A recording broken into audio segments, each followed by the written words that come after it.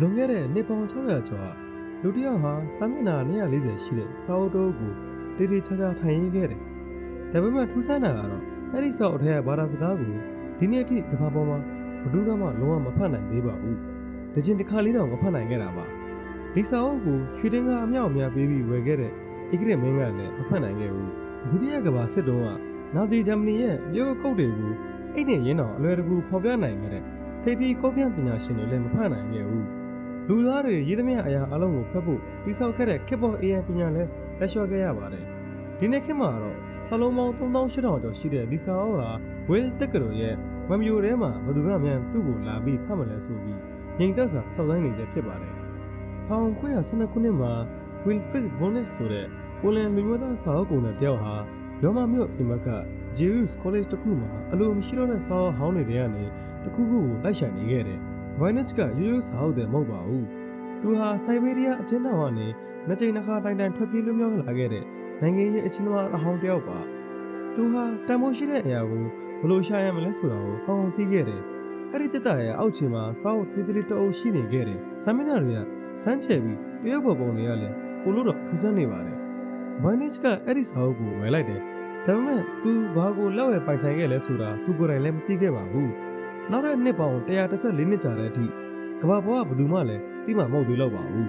။ရာဇဝတ်တစ်ခုနေပါလူတိုင်းကဒီစာအုပ်ကိုဘယ်သူရေးခဲ့လဲဆိုတာကို theory အမျိုးမျိုးထုတ်ခဲ့ကြတယ်။73ရာစုကဘုံကြီးတစ်ပါးလားဒါမှမဟုတ်16ရာစုကလင်လယ်လက်ဖျားသူတယောက်လားဒါမှမဟုတ် Voynich ကိုယ်တိုင်ပဲလူတွေကိုလိမ်ဖို့ရေးခဲ့တယ်လားဆိုပြီးတချို့လူတွေကတွေးကြပါတယ်။ဒါပေမဲ့2009ခုနှစ်မှာတော့အဲ့ဒီခက်မှန်ချက်တွေအလုံးမှတ်တမ်းသွားခဲ့ပါတယ်။အာရီဇိုနာတက္ကသိုလ်ကသူတို့တွေဟာဒီစာအုပ်ရဲ့စာမျက်နှာအချို့ကိုမတ်စပရိုမီတာဆက်တဲ့ထည့်ပြီးတက်တန်းစစ်ဆေးခဲ့ကြပါတယ်။ရလဒ်ကတော့ဒီစာအုပ်ကဒဏ္ဍာရီမဟုတ်ပဲ95ရာခိုင်နှုန်းတေချာမှုနဲ့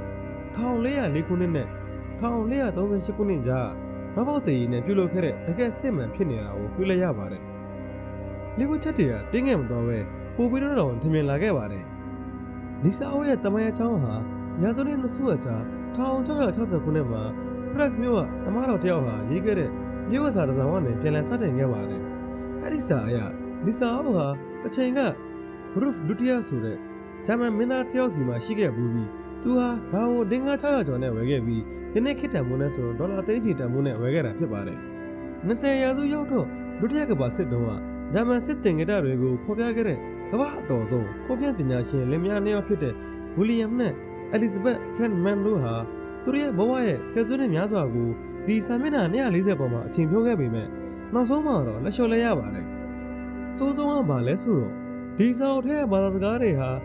ကြားပဲရိုက်ထားသလိုမဟုတ်ပါဘူး။စကားလုံးတွေကသရာစီမင်းတွေလိုပုံစံတကျထက်ကတည်းလဲဖြစ်နေတယ်။ဘာသာဗေဒပညာရှင်တွေကအဲ့ဒီထဲမှာကွဲပြားတဲ့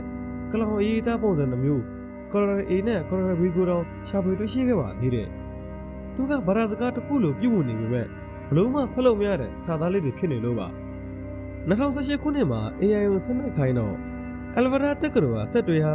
69ရာခိုင်နှုန်းတေချာမှုနဲ့ဒါဟာဟေဘရုဘာသာစကားလို့အဖြေထုတ်ခဲ့တယ်။ဒါပေမဲ့ကမ္ဘာသမိုင်းပညာရှင်တွေက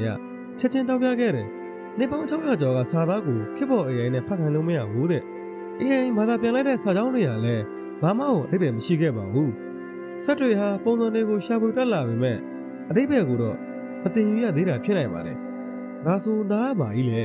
2024ခုနှစ်မှာတမိုင်းပညာရှင်တယောက်ကစိတ်ဝင်စားစရာ theory တစ်ခုထုတ်ခဲ့တယ်။15ရာစုကသမားတော်တွေဟာအမျိုးသမီးတွေရဲ့ခန္ဓာကိုယ်တားဖွာခြင်းနဲ့လိင်သာဆက်ဆံခြင်းဆိုင်ရာသိပ္ပံပညာတွေကိုထုတ်ဖော်ပြောဆိုဖို့အရန်ကြောက်ခဲ့တယ်။ဒါကြောင့်အဲ့ဒီအကြောင်းအရာတွေကိုဘုရားသခင်ကအပြစ်ပေးမှကြောက်လို့ရုပ်ရဲ့အခက်အခဲတွေနဲ့ရေးခဲ့တာဖြစ်နိုင်တယ်လို့ဆိုကြပါတယ်။မိတ်ဆွေတို့ကဘယ်လိုထင်ကြပါသလဲ။ပြီးတော့မကြာသေးခင်က2025ခုနှစ်နိုဝင်ဘာလမှာသိပ္ပံ journalist Michael Gresham က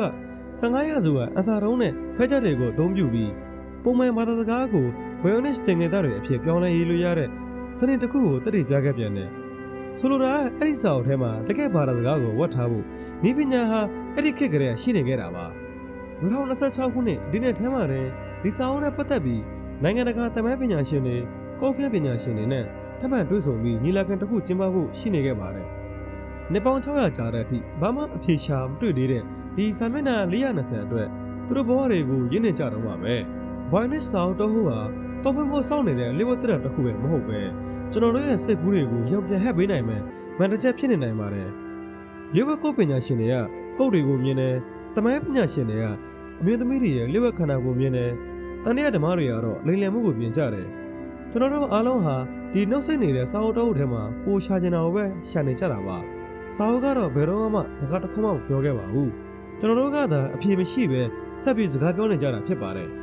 ဒီဗီဒီယိုတော့ဒီလောက်ပါပဲကျွန်တော်တင်လိုက်တဲ့ဗီဒီယိုလေးကိုသဘောကျရင်တော့ကျွန်တော် channel ကို like နဲ့ subscribe လုပ်ဖို့လည်းမမေ့နဲ့အောင်နော်